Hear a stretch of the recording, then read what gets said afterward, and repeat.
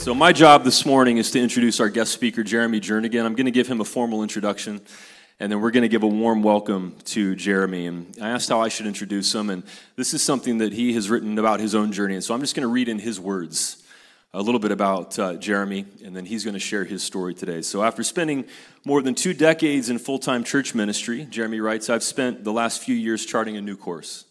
Previously, I served as a lead pastor of a megachurch and attained a master's in theology. This role allowed me to lead more than 40 staff members, oversee multi-million-dollar budgets, and speak in front of thousands of people each weekend. I also published 2 books during this time. Within the church environment these days, I often preach in different churches on the weekends and teach classes as an adjunct professor at a Christian university.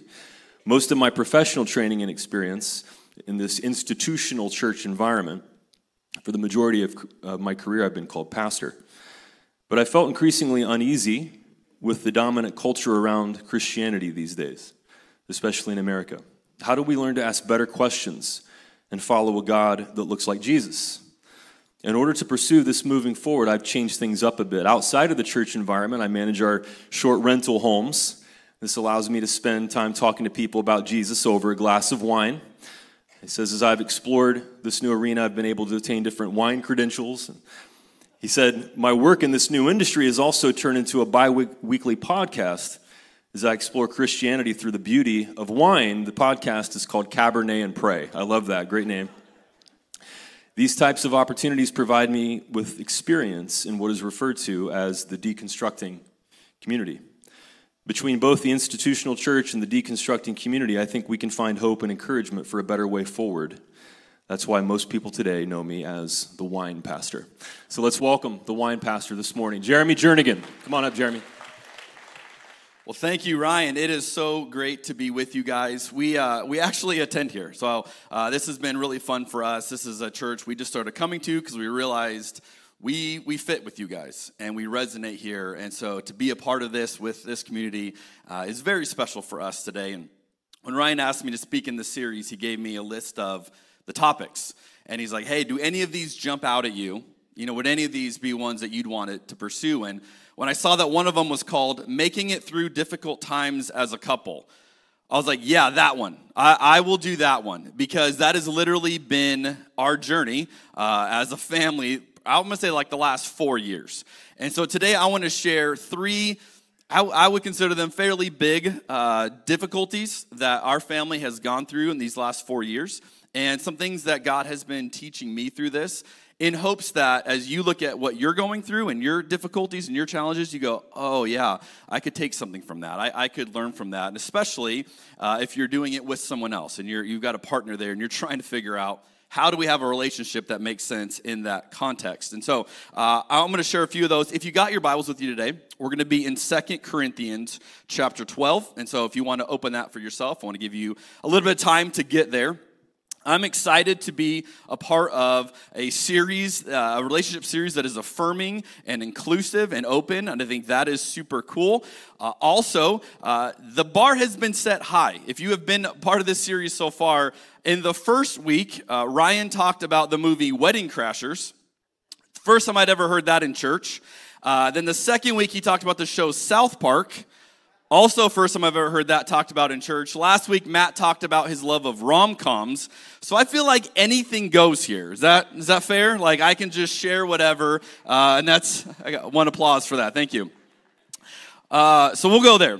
In the beginning of 2020, I was in a role that I would have said to you was my dream job. I was the lead pastor of a multi-site megachurch in the Pacific Northwest. I loved the area. I loved the people. I loved my job. It was meaningful. It was so much satisfaction in doing what I got to do. I just loved it. I loved every part of that role. I planned on retiring in that role. I planned on retiring in that community. I was there for it. Everything was great. Then a few things happened. I don't know if you remember what happened in that year, 2020. There's a little thing called COVID. May have affected you slightly, but that got really funky for all of us trying to lead and shepherd church communities. When, hey, you're going to have this community, but you can't meet for a while, and you can't see each other, and we're going to have to figure out how to navigate that. And then George Floyd was murdered that summer. And in Portland, if you recall, this was like an epicenter of a lot of this. And there were protests happening in the city. And I'd get phone calls from people saying, "Are you okay?" You know, we were seeing what's going on in the news. And it was a big deal in Portland. It was a big deal a lot of places. But in Portland, it was one of the kind of the hubs of what was being talked about. And that was a moment for me where you have to decide, like, what is the church? Is it a gathering of people on the weekend to hear some good, theology and then go away and feel encouraged? Is it something more than that? Is it something that we rally around something, we're here to do something? And so I felt like, okay, this is a chance for us to be the church, to lean in to this season. And so there was a few things that I decided to do to lean in to that moment.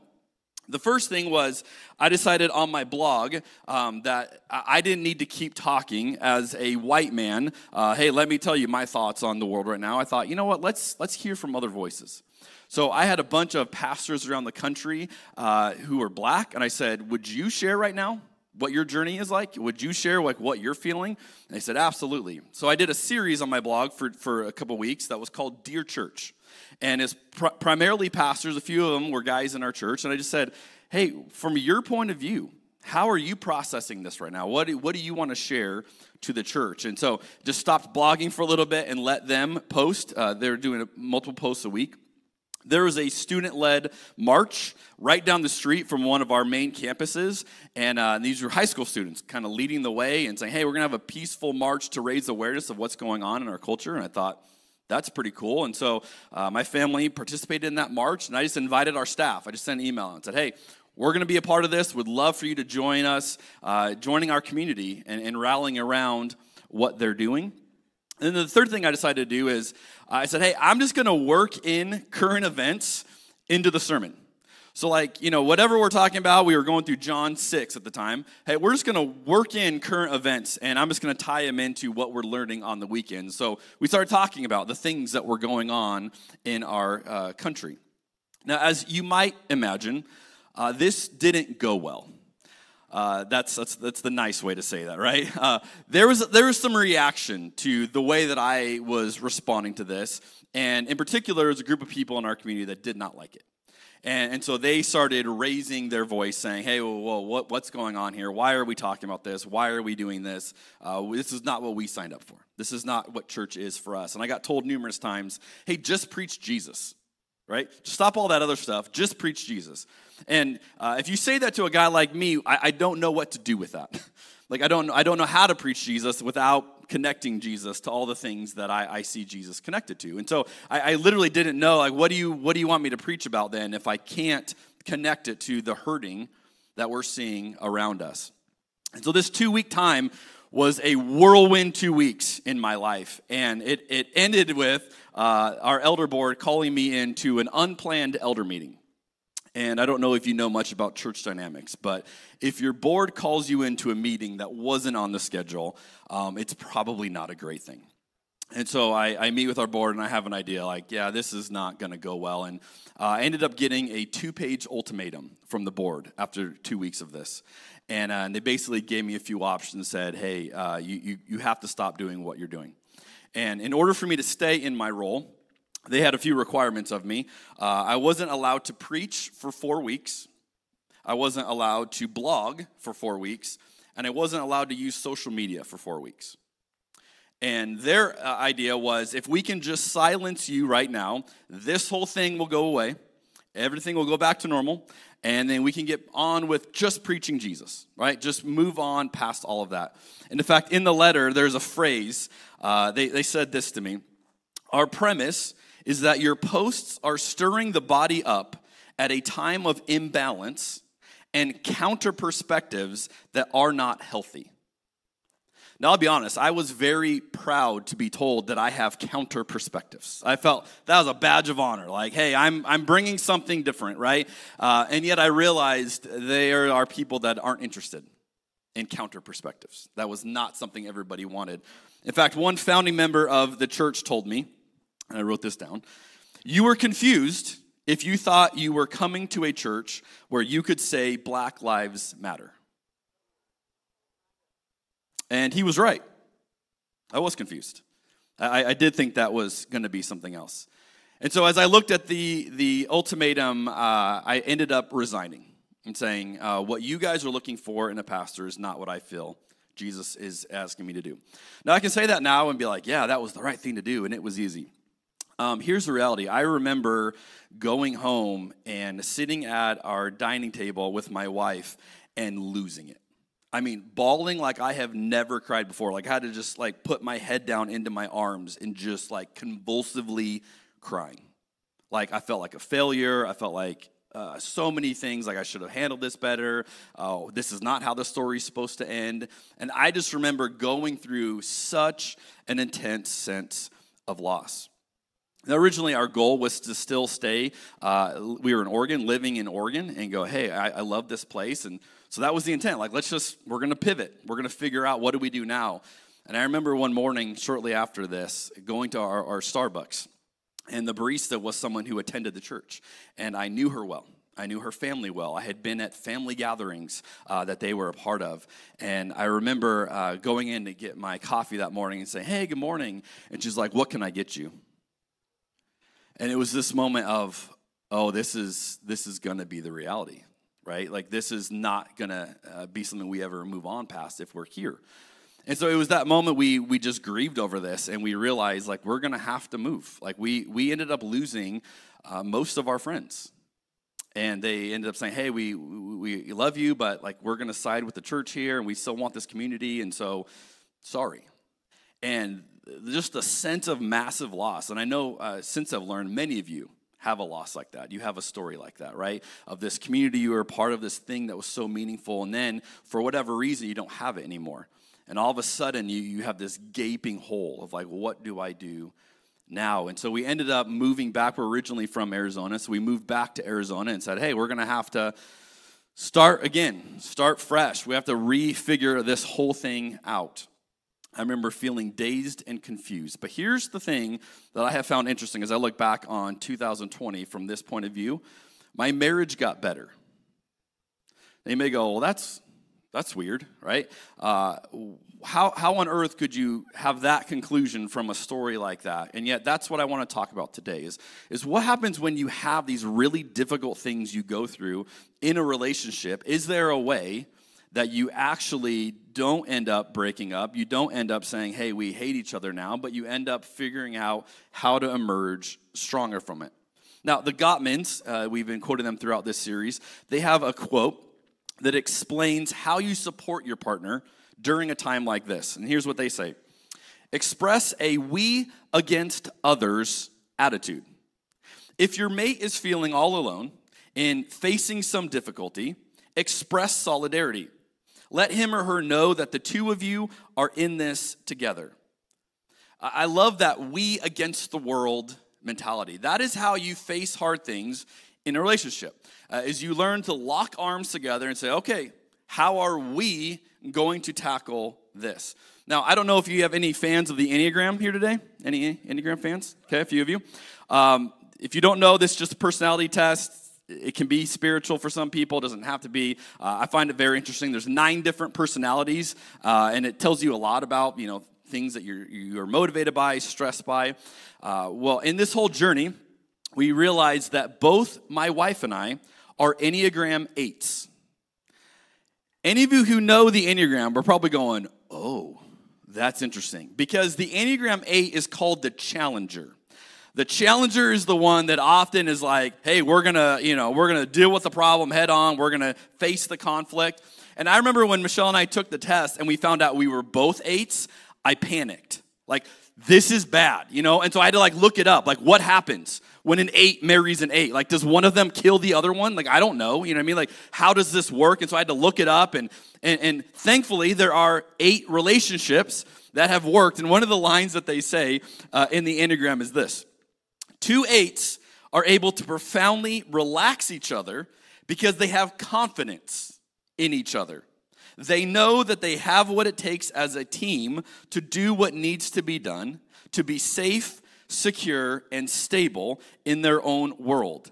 The feeling is, we've got it covered. I love that. That is how I would describe my marriage. We've got it covered. It's the same idea as the Gottmans use. It's us against the world, right? We are going to figure out whatever this is that we're facing, and we just have that mentality. We're going to do it together. Now, you might be going, well, bummer, I'm not an Enneagram 8, or I'm not with an Enneagram 8. I don't think you have to be. I think this is actually a spirit that you can kind of adopt in your relationship, and you can say, hey, this is how we're going to do it. And if you think about it, this is really like Romeo and Juliet. This is that whole plot. It's like the world is against you. All the odds are against you. This relationship can't work. And it's like, no, we're going to figure out a way. We're going to try to make it work. Hopefully it ends differently than that ends, right? But the idea being like, hey, there are situations in which you feel there is this opposition that we're facing.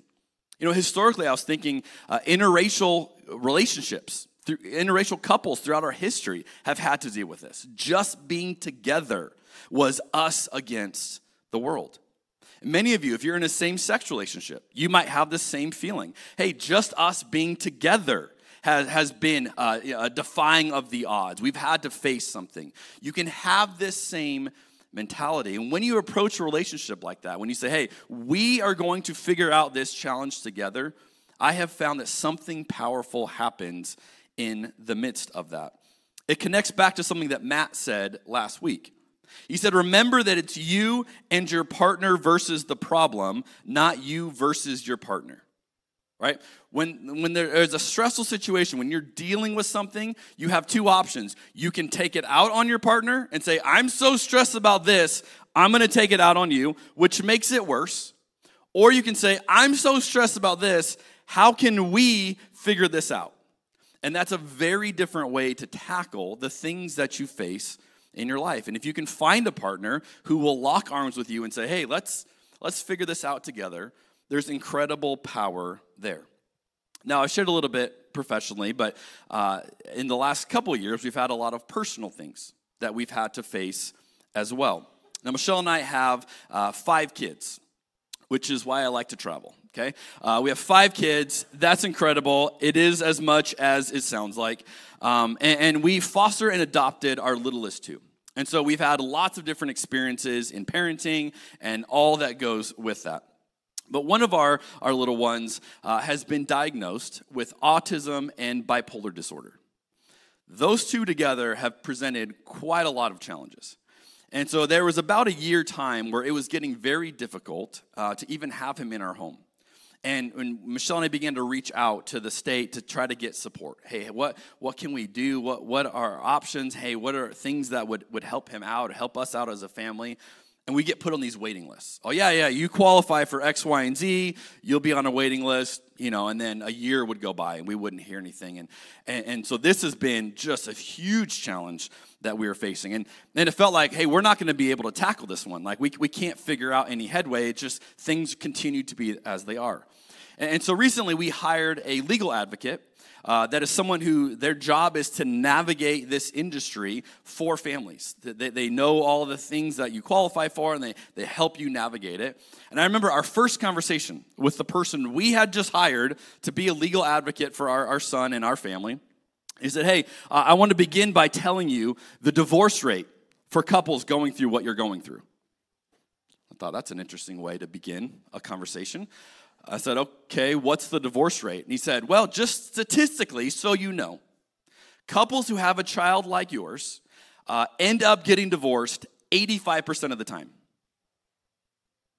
And I thought, we paid you to tell us this? I don't think that was money well spent. Like, why? And so I'm like, so we hired you to tell us we're on our way to divorce. Like, I don't really understand that. But I remember looking at my wife like, hey, I'm still good if you are. Like, are we still in this together? Because let's be the 15%, I guess. I don't know. But that was a daunting challenge. And what he's saying is, this is so hard. It rips marriages apart. What you're going to face is so difficult. And the temptation is that you turn on one another, that you don't agree, that you're not aligned, that somehow that creates a rift in your relationship as you deal with this challenge. And I just remember going, okay, that's a sobering statistic to be told. And so we've navigated it with the same idea. It's us against the world. How do we tackle this together. Now, last November, we were actually able to get an opening into a facility for our son, and we got him able to be checked in, and he's still there to this day. So now we're trying to figure out, how do we help a child thrive and raise him to get the very best we can when right now he's not even able to be in our home. And it's presented a whole nother challenge, and it's difficult to even explain to someone what we're going through and how we're going through it and how we're trying to help him. And I have people be like, well, what do you do to like make sense of that? Like, why? Why is that happening? Or what's the bigger thing? And it reminds me, on my podcast recently, I had a chance to interview Rob Bell. And I've been fascinated by Rob Bell. I've followed him for probably 2 decades now, and just watching his career. And I don't know if you know much about Rob, but Rob went from being like the evangelical superstar. Like, all the pastors I knew in my early 20s all wanted to be Rob Bell. They were all copying Rob Bell, doing all the things that he was doing. I mean, he was like the trendsetter for everybody.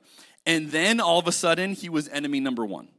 And his theology got a little bit too out of the mainstream, and everybody wrote him off. And he went from being the guy everyone's copying to, hey, do you think Rob Bell's saved? You know, do you think Rob Bell's going to hell?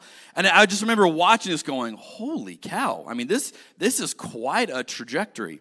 But here's what I find fascinating. If you watch or listen to anything from Rob Bell today, he laughs a lot.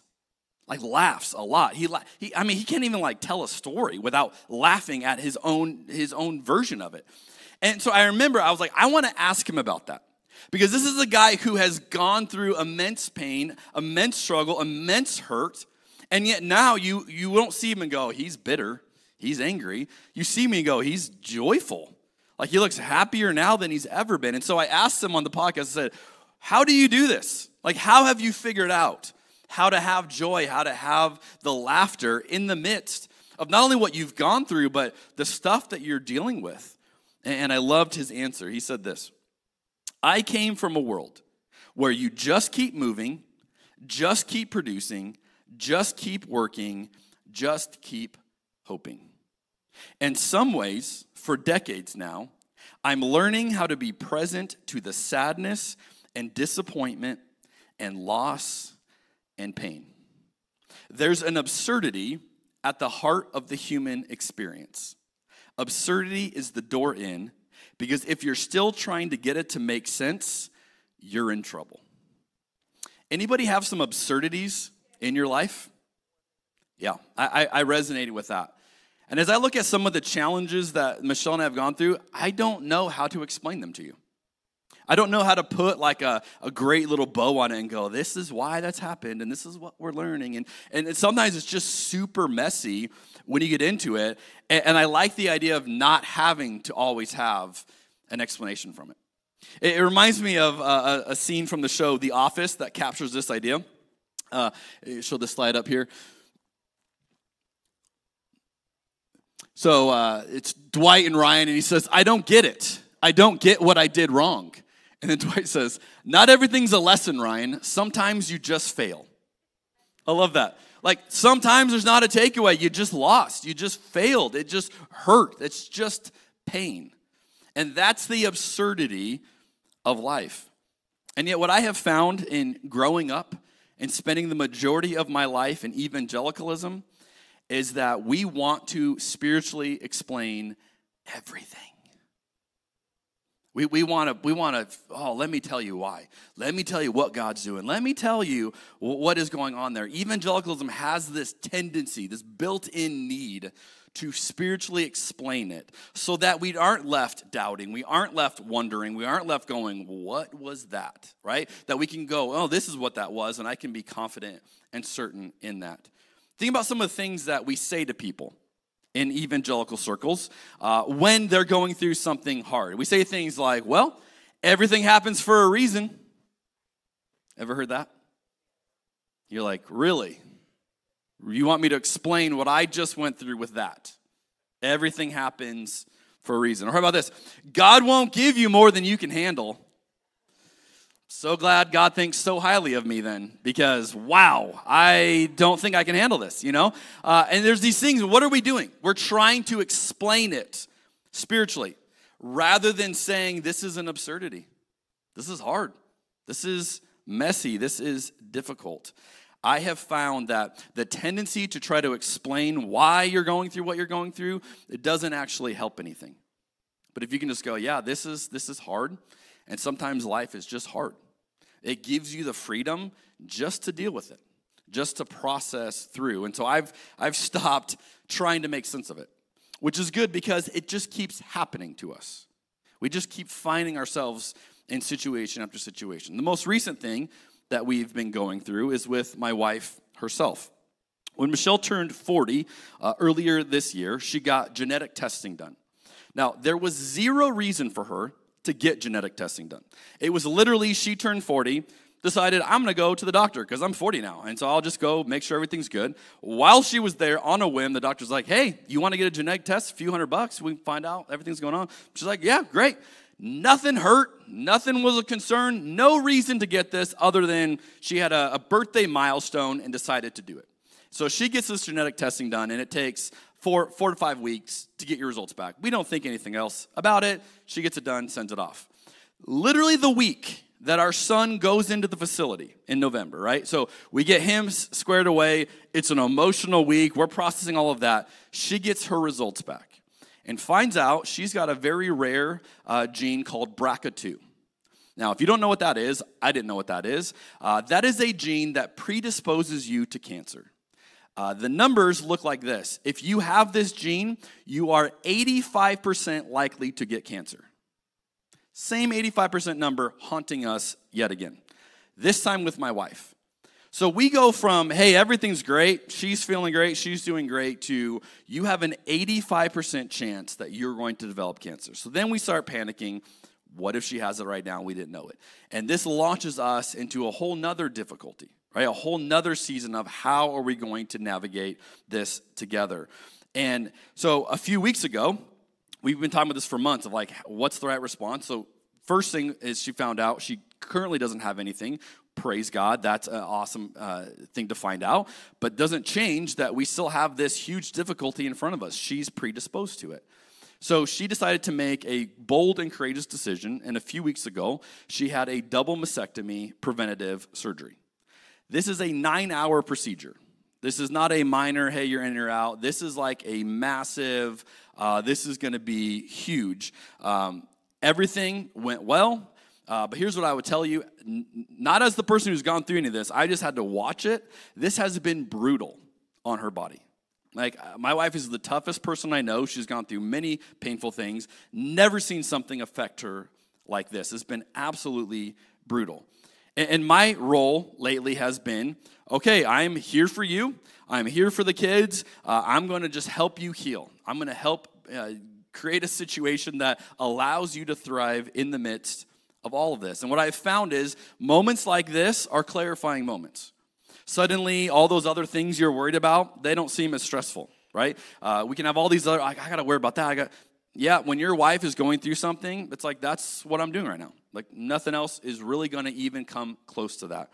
And again, the way the Gottmans say it, they say, after years of studying couples in the lab and working with them directly, it has become clear to me that happy couples live by the credo, when you are in pain, the world stops and I listen.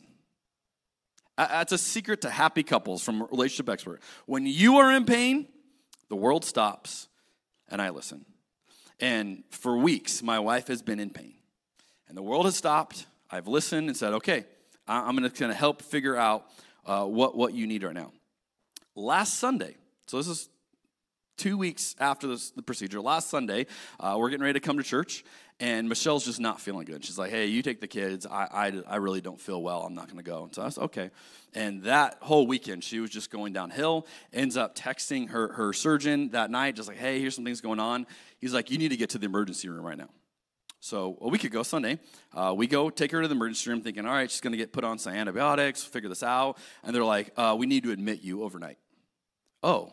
Okay, well, yeah, we just thought you were going to give her something. And then we find out, oh, and by the way, tomorrow, Monday, we're going to have to go back into surgery and reopen what we did, and we're going to have to clean it all out. You have an infection. So then we find out, not only does she have to have surgery again, we're going to be there till Wednesday. So we spent literally this last week, 4 of the days spent in the hospital as I'm working on this message. And I'm like, God, you got a sense of humor. I thought I was already dealing with difficult stuff, but it's like you're just keeping it going, right? Just like, hey, give me plenty of illustration material for this weekend. And this has just been the constant that we have been dealing with. So what do we do when life feels like that? Now, maybe you're going, okay, I haven't had quite those things, but what I have found is everybody's going through something. And maybe no one knows what you're going through. Maybe you're silently going through it. Maybe your partner doesn't even know what you're going through. Or maybe it's so big and it's something you can't hide and everybody knows what you're going through. But what do we do when we want to have a healthy relationship? We want to figure out, how do I respond when life feels this difficult?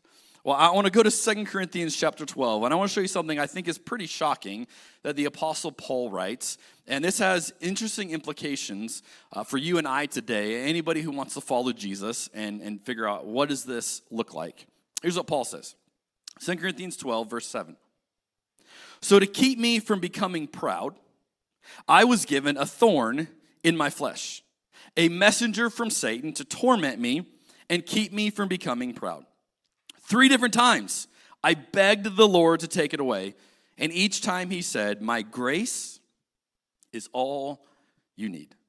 My power works best in weakness. So now I'm glad to boast about my weaknesses so that the power of Christ can work through me.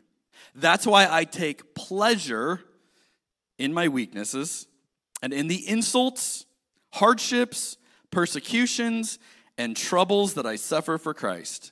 For when I am weak, then I am strong. Was Paul on something that day or what? I mean, if you just were to read this to someone, you'd go, that doesn't make any sense. That's crazy talk.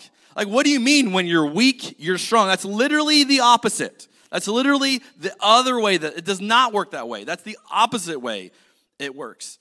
And this is Paul describing his own journey with Jesus. Hey, this is what it's felt like for me. He talks about this thorn. Now, here's what's interesting. The Greek word for thorn is the word skolops, which is just kind of a cool word to say. You don't need to remember it. Just kind of like that word. But here's what's fascinating. That's the only time this word is used in the entire New Testament.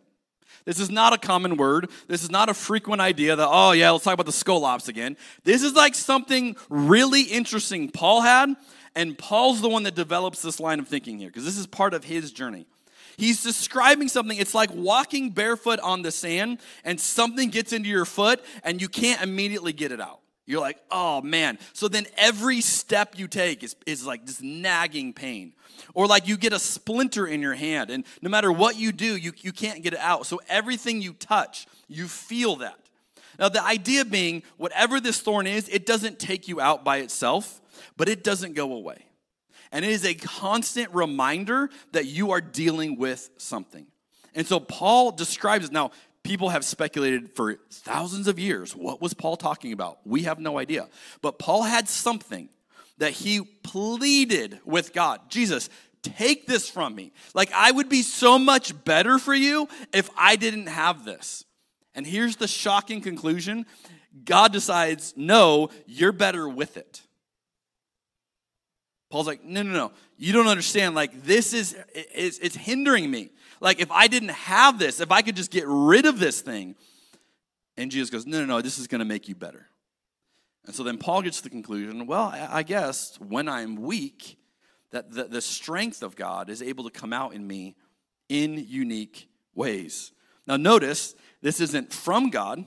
That's a different theology. But God is using it in Paul's life. Which leads me to a question. What if the skolops, the hardships in our life, made us better? What if we started there? Hey, we're going to just assume the difficulties in our life could make us better. What would we entertain if that was the question we were asking? If you thought about your situation right now and whatever difficulty is most immediately facing you, and you went, yeah, I don't know about that thing. What if you asked the question, what if that difficulty in your life right now made you better? Now, let's look at this from a relationship point of view. The author Jay Shetty has explained how relationships works. When you begin a relationship, there is stress and there is excitement, and together those two produce what he calls chemistry, right? So you have this a little equation. Stress plus excitement equals chemistry. Here's how this plays out. You see that person, you're like, oh my gosh, look at them. They're incredible. If I could only have their number, like life would be amazing. And then you get their number. And you're like, oh my gosh, I have their number. Should I text them or call them? When do I call them? When do I text them? How long do I have to wait? What should I say, right? Then you finally figure out you're going to send that text. Then you go, when am I going to hear back? It's been an hour. It's been 2 hours. Like all of this. What is going on there? There's stress and excitement, and together it feels like chemistry. That's why when you look at someone who's early on in a relationship, it's like they're drunk all the time, right? It's just like constant euphoria, like stress, excitement. Oh my gosh, this feels amazing. I mean, they're all over the place. That's how a relationship is built. But if you've been in one for a while, that doesn't maintain it, does it? It doesn't continue to feel like that. No, what you have then over time is less stress, which means less excitement, but what that produces is comfort, right? So when you have less stress, I'm not as stressed out to see this person. It doesn't quite feel as exciting as it used to, but I now have a sense of comfort around them. I feel safe around them. This is what happens when a relationship has time and you build it together. Now, I'm convinced that I have pinpointed the defining turning point when you can know when your relationship has made it to this point. I'm like 100% positive I've nailed it down. You ready for this? When you can pass gas in front of your partner and not have to hide it. Can I get an amen from anybody? Now, my wife was like, I can't believe you're going to say that from the stage. And I said, honey, I'm convinced this really is it. This is the measuring tool. And so here's what you got to understand. If you're in a relationship right now, and you're like nervously laughing because you haven't done that yet, you're not there, okay? You're in the chemistry stage, that's fine, but you haven't arrived yet until you have got to that level of comfort, right? When you are that comfortable with that person. Now, we laugh about that, but here's the reality.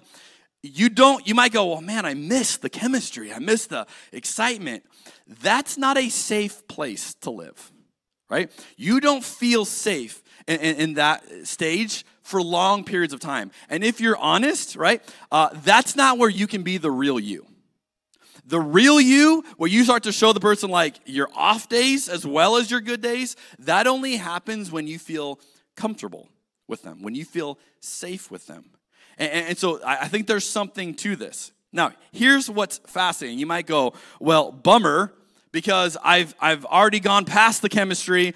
I'm in the comfort. Guess it's just comfort from this point on, right? Here's something interesting that I've concluded in my own journey. And I made this a slide in case you want to take a photo of this. When you tackle difficult challenges with your partner, you can allow the stress of the situation to build excitement together, and the result is often a renewed chemistry. So ironically, you can have the comfort. You can get past it. You can develop that safety net where you are safe with that person. But when you together tackle a challenge, what I have found is oftentimes that difficulty presents a stress. And that stress comes with that same bizarre level of excitement. And together you feel chemistry. Now, it's not chemistry aimed at the other person. It's a different kind of chemistry where you're experiencing that chemistry together in unison. And to me, that is the sweet sauce, the sweet spot of a relationship where you go, wow, look at this thing that we're experiencing together. And this is why I can say today, I absolutely love where my marriage is at today. Now, we have gone through some awful things that I would not wish on anyone. And yet what I've realized is it's produced something in us that I am incredibly grateful for. So how do we do this? How do we create relationships that result like that rather than we turn and we fight one another? The Gottmans have something they call love maps. And I thought this was interesting. If you've read the book, they talk about love maps, and here's how they explain it. Emotionally intelligent couples are intimately familiar with each other's world. I call this having a richly detailed love map, my term for that part of your brain where you store all the relevant information about your partner's life. Another way of saying this is that these couples have made plenty of cognitive room for their marriage. So a love map is the idea of how much space do I leave in here about my partner? How much do I know about him? How much do I want to know about him? How much do I think about the things that matter uniquely to them? That's what a love map is. And here's what the Gottmans have found, that couples who have detailed love maps of each other's world are far better prepared to cope with stressful events and conflict. The Gottmans have found in studying couples over 40 years that the ones that have a detailed love map of each other are better equipped to handle difficult times. And I think this is fascinating. If you ever think about, like, most of us have maps on our phones, right? If you're driving someplace you've never been, you load the map up and it tells you where to go. Have you ever waited too long to load the map? And then you get to somewhere that's out of cell service and then you have to load a map and it's like, map info not available. And you have that moment of panic where, like, I should have loaded this when I had cell service. Now I'm out in the middle of nowhere and it won't even pull up a map how to get back out of here. It's the same thing. You need to create a map before you need the map, right? So you don't wait to go, hey, well, here's the deal. When we face something like that, then I'll get serious about making a love map with you. That's the wrong way to approach it. You build the love map way before you need it, before you lose cell service. Then when you get to that place, you're like, oh, hold on, we've got a map here. We've already worked on this. We have already figured out how to do this. This is what I have found in a healthy relationship. Now, one of the things I haven't yet mentioned about my marriage to my wife is that we are high school sweethearts. Thank you for that one. Oh, we are high school sweethearts. We met as teenagers, started dating as teenagers, and I promise you, there are many people who knew the 16-year-old versions of us that would have never predicted we would still be married in our 40s. And yet, what I can tell you now is I have spent the majority of my life as just a human at this point making a love map of Michelle. Like, I've spent more years than I have not making a love map of Michelle. I know all kinds of things about her. And this has been, one of our secrets of just having that time. And because we've been married so long, we've had to grow through a whole bunch of stuff. We've had to keep growing, keep evolving. Here's what I've realized. My wife has been married to a lot of men. Thankfully, they've all been me, right? But she is the guy she married, not the guy I am today. The guy I was 5 years ago, not the guy I am today. I mean, there's just these constant versions, and because we've been together so long, we just had the assumption we're going to have to grow up together. We're going to have to keep figuring this out together. And so through these challenges, we keep doing it. We keep growing, and we keep encouraging one another as a partner. Hey, here's how you need to grow. Here's what looks like thriving for you, and we call it out in one another. This is what healthy couples do. And it's created the feeling that Michelle and I can tackle anything. We can tackle anything together.